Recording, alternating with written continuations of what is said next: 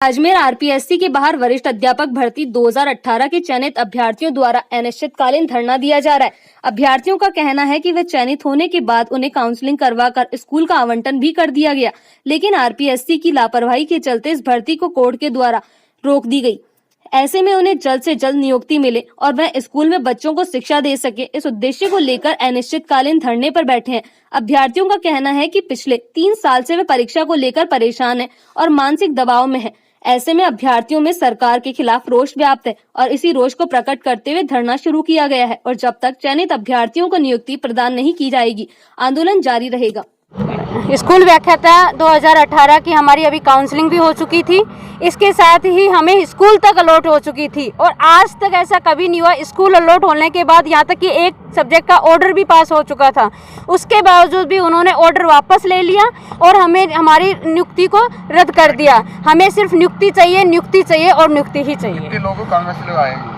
Sir, ये सभी 33 district से आ चुके हैं और अभी भी हमारे और भाई और बहनें आ रहे हैं और के करीब आज मौजूद हैं। आप मिले उनसे, जाके अधिकारियों से मिले हैं, हमारे भाई साहब मिले हैं। क्या बात है? इन्होंने अपने बात रखी है अभी उनके सामने और आज हम खुद भी जाके वापस उनसे मिलेंगे 3 बजे और इन्होंने अपना ज्ञापन रखा है। इन्होंने यही कहा है कि जब एक्सपर्ट कमेटी पहले सही आंसर दे चुकी थी, दोबारा आपत्ति होने के बाद वापस एक्सपर्ट कमेटी बैठ गई, तो आरपीएससी में एक्सपर्ट कमेटी को लेकर ऐसी क्या कमी है कि बार बार एक्सपर्ट कमेटी बैठनी पड़ रही है और हमें नियुक्ति नहीं दे रही। बार बार आंसर चेंज हो रहे हैं, हमारे 3 साल से फ्यूचर खराब हो रहा है। हम क्या यहीं बैठे रहेंगे?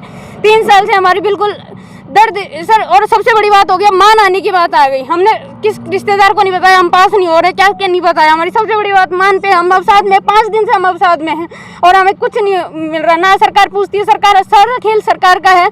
दबाव डालती है, भर्ती कैंसिल, दबाव डालती है, रिजल्ट कैंसिल। हम कब तक वेट करेंगे? हर चीज़ के लिए हमें लड़ना पड़ेगा, हर चीज़ के लिए हमें ये रखना पड़ेगा। ये बताइए आप।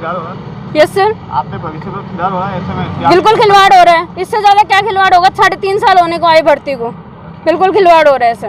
देखिए 3 साल। आपका नाम? संगीता यादव, टॉक से। देखिए 3 साल से ज़्यादा हमारी इस भर्ती को आज हो चुके हैं। स्कूल व्याख्याता भर्ती 2018 की मैं बात कर रहा हूँ। हम सभी भाई बहन चयनित हैं।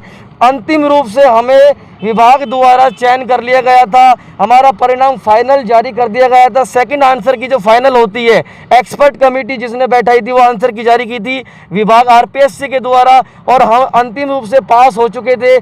काउंसलिंग हमारी हो गई बीकानेर शिक्षा निदेशालय द्वारा और हमें स्कूल भी अलॉट कर दी गई थी। स्कूल अलॉट करने के बाद में हमारा कुछ दिनों बाद एक विषय का जो हमारा पद स्थापन ऑर्डर है, पोस्टिंग ऑर्डर, वो भी जारी हो गया था।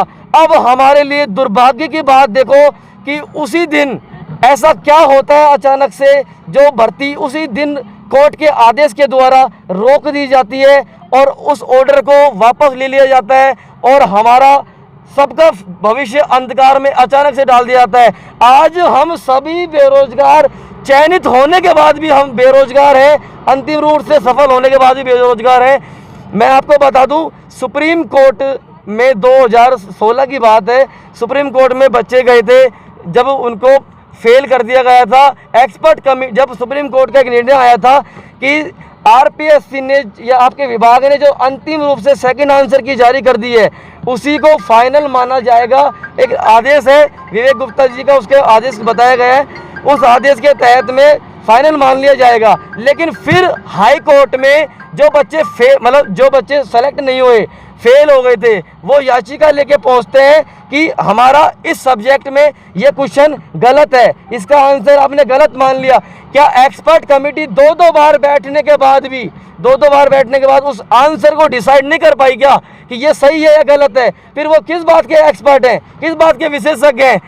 क्या आरपीएससी इस बात को नहीं समझती, हमारे दर्द को? जो उसके बाद अब याचिका को कोर्ट द्वारा मान लिया जाता है और कहा जाता है कि आप दोबारा से एक्सपर्ट कमेटी बैठाओ और इसमें अगर कोई अंदर होता है या बाहर होता है या क्वेश्चन चेंज होता है या डिलीट होता है तो आप करो। आरपीएससी के ऊपर कोर्ट ने बिल्कुल खुला छोड़ दिया है। आज आपने क्या किया यहाँ पर? इसके लिए हम सभी चयनित भाइयों में आक्रोश है सरकार के प्रति, आरपीएससी के प्रति और यहाँ तक कि माननीय न्यायालय का आदेश मानकर हम ये चाह रहे थे कि हमें नियुक्ति तो दे दो, चाहे निर्णय के अधीन दे दो, जो भी आपका निर्णय है उसके अधीन हमें नियुक्ति दे दो, लेकिन हमारे ऊपर जो आज मानसिक आर्थिक ये जो संकट गहराया हुआ है, अवसाद की स्थिति में है। हमारे कुछ भाई .42 से जो फेल हो गए, चलो उनकी मान ली वो फेल हो गए, हम परीक्षा में पास हो गए। चलो आपका नाम बताओ। मेरा नाम श्री राम है। हम पास होने के बाद भी आज